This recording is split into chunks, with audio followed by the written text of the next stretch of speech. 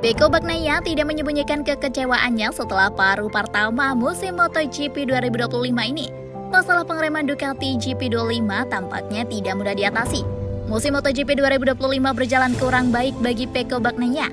Ia hanya meraih 1 kemenangan dari 12 balapan pertama dan tak pernah menang di balapan sprint. Pembalap Italia itu sulit menemukan feeling yang pas dengan Ducati Desmos edisi GP25. Pada tahun 2023 ia mengumpulkan 283 poin di klasemen setelah 12 balapan dan 276 poin pada tahun 2024. Kini ia mengumpulkan 213 poin dan tersingkir dari persaingan gelar juara dunia. Pecco juga harus menghadapi masalah dengan kehadiran Marc Marquez di garasi. Melihat ada data telemetri Marc tentu saja dapat membantu, tetapi gaya balapnya yang berbeda membuatnya tak mampu meniru pembalap asal Spanyol itu.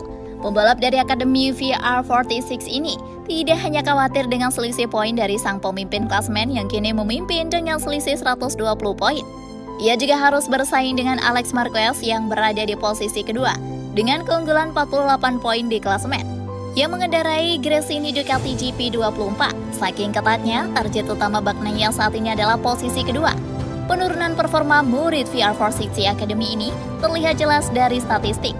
2 tahun lalu, ia memenangkan 5 dari 12 balapan utama pertama dan meraih 4 kemenangan sprint race. Tahun lalu di titik yang sama, ia telah memenangkan 7 balapan utama dan 3 kemenangan sprint. Musim ini, ia hanya meraih 1 kemenangan di balapan utama, hari Minggu, dan tanpa kemenangan sprint. Saya tidak mau membandingkan dengan hasil tahun lalu, karena jika saya melakukannya, saya akan memberinya nilai 5. Tetapi jika saya hanya melihat awal musim ini, dan masalahnya, saya akan memberi diri saya nilai 6, kata Pecco Bagnaia. Hasil beberapa putaran terakhir memberinya kepercayaan diri yang lebih besar menjelang paruh kedua kejuaraan dunia MotoGP.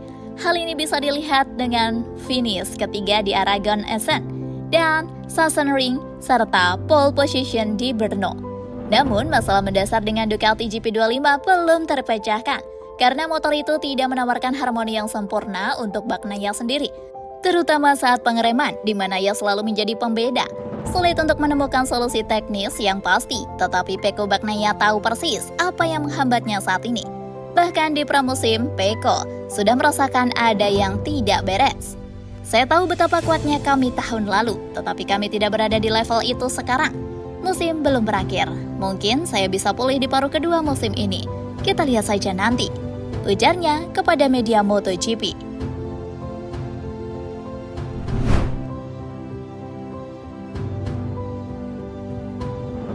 Jika Yamaha mengabaikan atau gagal mempersiapkan mesin V4 secepatnya, ada potensi kehilangan Fabio Quartararo.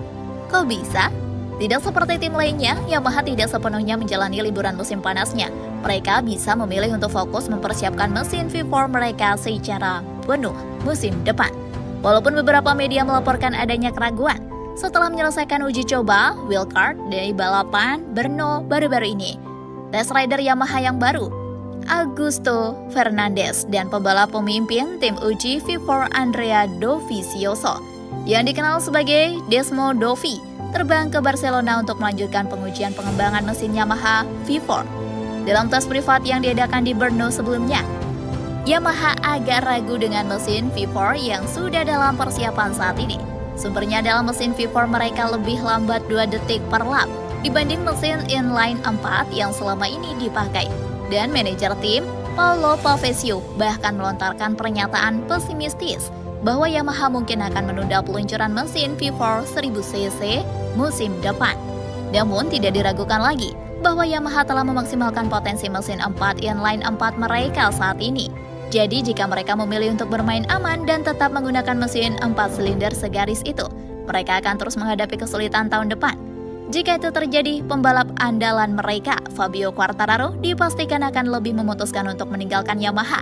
Dan pada tahun 2027, ia akan pindah ke pabrikan dengan motor yang bisa menang. Apapun yang terjadi dan meskipun bukan Ducati. Untuk saat ini, Yamaha belum mengizinkan Fabio atau pembalap regulernya untuk menjajal mesin V4. Beberapa media berpendapat seharusnya Yamaha segera memberikan Fabio Quartararo kesempatan menguji V4 juga, agar dia dapat merasakan kesan pertama dan kemudian merasa tenang. Mungkin justru Yamaha takut jika mesin V4 mereka yang masih belum sempurna dipakai Fabio justru membuatnya ragu. Karena harapan terakhirnya V4 tidak punya potensi atau lebih buruk.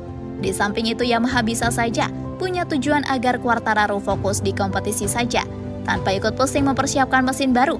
Sekali lagi, Yamaha tampaknya bermain aman dan menunggu persetujuan Fabio setelah mesin V4 bisa diselesaikan sepenuhnya. Namun sayangnya hal itu tidak ada bedanya cepat atau lambat, semua pembalap akan mengkritiknya. Dan mungkin khawatir jika Fabio tidak menyukai hasil akhir yang telah mereka sempurnakan dengan susah payah. Yamaha dikatakan berencana untuk menyerahkan mesin baru V4 kepada Fabio untuk dievaluasi pertama kalinya pada uji coba gabungan yang akan diadakan di Misano pada pertengahan September dan kemudian mengikuti sertakan motor V4 dengan pembalap wildcard di balapan MotoGP.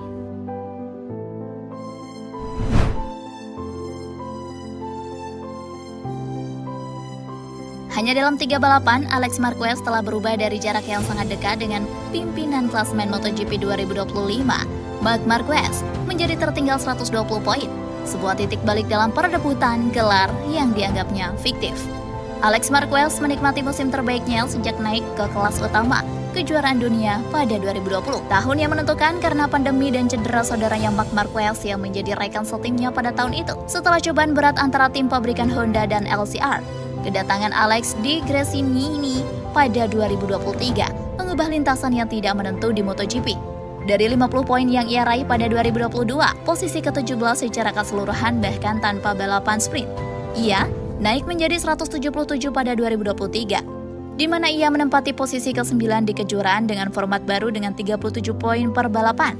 Namun ledakan besar rider bernomor 73 itu terjadi musim ini ketika dia berhasil finish kedua di sprint dan balapan hari Minggu di 3 putaran pertama, Thailand, Argentina, dan Austin. Alex muncul sebagai pemimpin klasemen dengan 87 poin, 1 poin lebih banyak dari Max yang jatuh pada Minggu di Jerez lalu. Memimpin kejuaraan dan dengan konsistensi luar biasanya yang ia tunjukkan di 3 putaran pertama tahun ini, bagi banyak orang, Alex langsung masuk dalam daftar favorit untuk memperebutkan juara gelar. Yang lain yang kurang optimis menganggap bahwa musim ini terlalu panjang, 22 Grand Prix dan 44 balapan yang akan melelahkan Marquez yang lebih muda dan akan sangat sulit baginya untuk mempertahankan kecepatan sepanjang tahun. Melalui kemerosotan yang biasa terjadi sepanjang musim, sejak akhir Juni, tren telah berubah bagi Alex. Pada Sabtu di MotoGP Belanda, ia mencetak 9 poin seperti biasa. Tetapi pada Minggu saat berusaha menyalip Pedro Acosta, ia terjatuh dan mengalami patah jari di tangan kirinya.